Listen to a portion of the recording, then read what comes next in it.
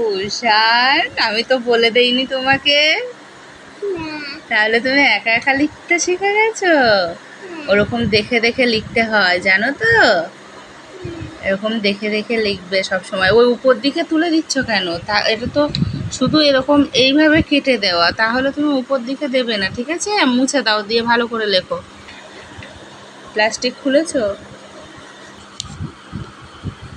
ভালো করে মোছো, মুছে ভালো করে লিখবে।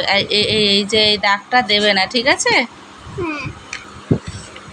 হয়েছে হয়েছে, দেখি আমি দিয়ে দিই।